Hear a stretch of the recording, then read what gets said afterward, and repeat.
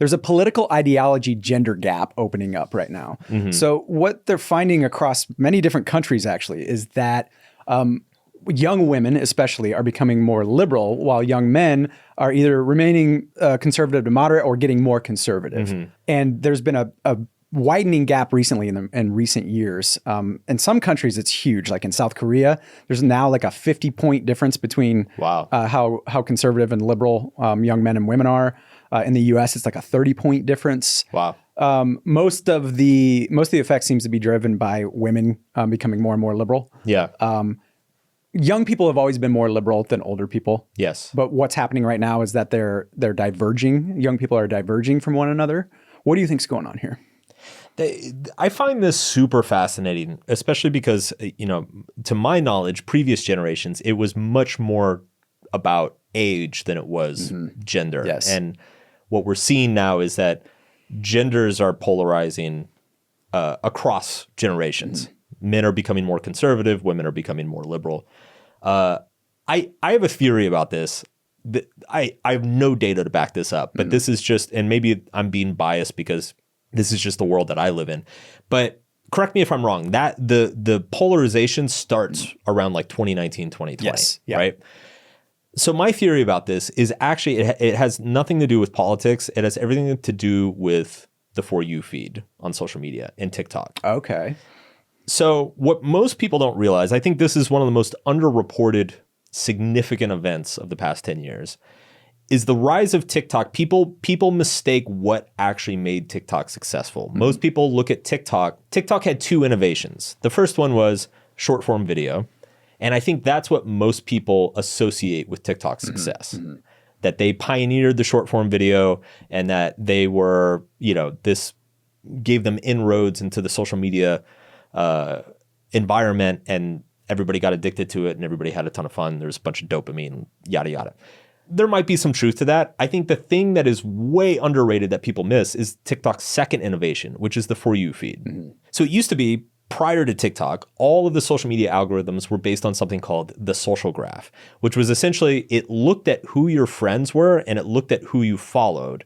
So it would understand like, okay, so he's friends with this guy and he's in a relationship with this woman and he follows this famous actor. So he's probably going to be really into, I don't know, like Quentin Tarantino movies. So like, let's show him a Quentin Tarantino movie.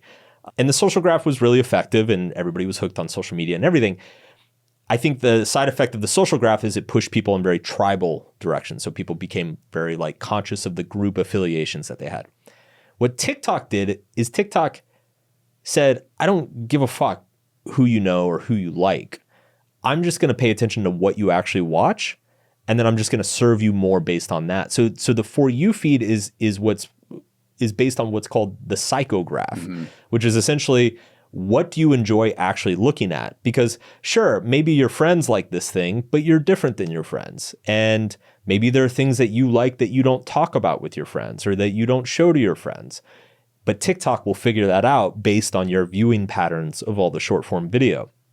And so the For You feed it segments people not by group affiliations and relationships. It segments people by their personalities and their inherent likes and dislikes.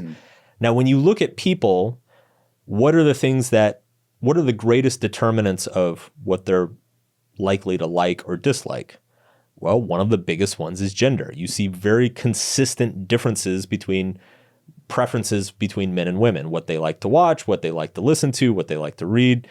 And sure, not all women and not all men, but on average, men and women tend to have some of the biggest differences in content and media preferences. And so it would make sense to me that the For You feed would create new epistemic bubbles, new echo chambers of content that were largely based around gender. And the reason I thought about this when I saw this data is because we are experiencing this in our industry at the moment. Like for the first 10 or 12 years of my career, both men and women read my content in roughly equal proportion. Suddenly, in the past 3 years, there's been more men showing up, and that trend is accelerating. I haven't changed anything. I haven't changed my messaging. I'm not targeting men any more than I used to. I'm not speaking specifically about men's issues. I think what has happened is that the For You feed has just picked up that as an older man myself, I tend to resonate more with younger men. And so those are the people that are getting exposed. Those are the newcomers to the audience more and more. Whereas women, they're getting shown, women thought leaders in this space more and more often. So you're starting to see a polarization in the self-help industry between what men consume and what women consume for the first time in like 15, 20 years. And yet nobody's really like, it's not like we all got together and like, it's like, all right, you take the men over here and we'll take the women over here. It's just like everybody's doing the same thing they always did. It's just the algorithm that is sorting who is exposed to what has fundamentally changed over the past few years. Right. I've seen some data too about the For You algorithm for TikTok, and it only takes something like 30 or 40 minutes of using TikTok for them to figure your psychographic out, basically. And when you think about that, like Netflix has an algorithm, right? You can't even watch a show in 40 minutes on Netflix, right? Yeah. It takes them weeks, if not months, to figure out what you like. They can figure it out in 30 to 40 minutes. I don't know. I can't tell if that is scary that TikTok is that smart or sad that we're that simple. Right, like 60-second videos just swiping and they can figure out like we all this is what you're gonna like. We all like to think that we're like these sophisticated, like thoughtful people with like very nuanced taste, and it's like, no, TikTok's got you figured out in like 30 minutes. No, for sure. For sure. But this is it's widespread though too. And so I think you're right. I mean it because it's cross country and cross culture, like it can't be like, you can't blame like Trump or you can't blame, some political thing.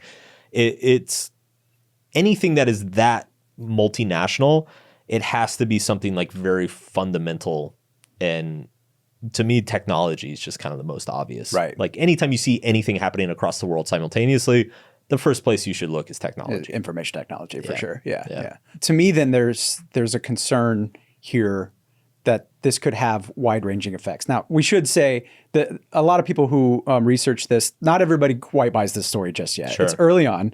It's kind of a sudden shift, and sometimes these things will go, regress back to the mean, or there could be something in the data collection. Yeah. So there's like, proceed with caution a little bit here. Yeah. But if this is a real thing, what do you think are some of like the second and third order effects that we're going to see? Well, I find it deeply concerning because I feel like there's always been a little bit of a battle of the generations. The older generations have always skewed much more conservative, and younger generations have skewed much more liberal and progressive. And that, to me, that makes sense. Like that there's like a balance in the force to that. Gender feels scary because like ultimately men and women need each other, right? Like polarization around gender, like to me is a little bit scary because it's, now you start to get into repercussions in the dating market. You start to get into repercussions around household formation, family formation, fertility rate, just children like fucking propagating the next generation. It worries me for sure. And I don't know how you solve for it. Like, I don't know what the counterbalance is here. I saw a related statistic just recently, just the other day, and it was like married men. I think it was married men, like 70% voted Republican. Married women, it was 52%. Single men, it was like 60%, and then single women, it was like 75% Democrat. Right. And so then you get into, there's like if you like, dig down further into the data, you maybe you get this effect where it's like, okay, the only women getting married and forming families and having kids are the conservative women. And then it's just like, you have this loose demographic of single women who are just like becoming more and more radicalized left wing. I don't know. It's like, it's a weird thing. It seems I don't know. There's nothing that I know of in history. I mean, women have only been voting for like 100 years. So like there's nothing that I know of in history that like was similar to this. Yeah. Yeah. But I mean, if we use South Korea as kind of the harbinger of this, though, because they have the widest, so far studied, the widest gap. Sure. They have one of the lowest birth rates of all They do have the lowest birth rate. Yeah, that's right. Yeah, yeah. It's under one per woman, under one child per woman. It's right. like 0.78 or something like that. Right. So they're not even close to replacement rate. Which needs to be 2. I feel like there's another aspect of this, which is just the transition to the service economy. Definitely. Like there was this book a long time ago that got shit on a ton. I think it was called The End of Men.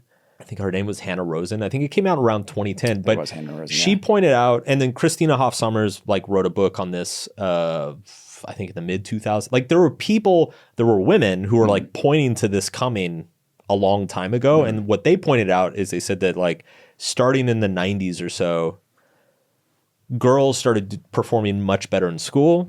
By the 2000s, that by far getting into college more often, they were getting more degrees, they were getting more graduate degrees. Now we're at the point where it's I think up until about age 30, women are out earning men by a significant amount. And it's that statistic, every decade that statistic creeps up, another 5 or 10 years. And I do think that if you are a woman who has worked her ass off throughout her life, gotten a good degree, have a great job, I think there are two things start happening. One is, the opportunity cost of getting married, settling down, having children becomes much, much greater, and a much more complicated decision.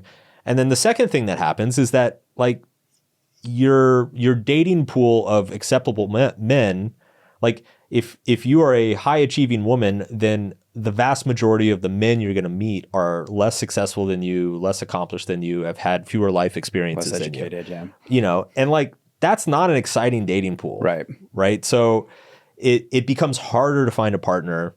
And so, yeah, I don't know. I see, you can kind of see how all these things that, we've talked about all these subjects. We've talked about how weird the dating market is now. We've talked about, some of the educational attainment. We've talked about loneliness.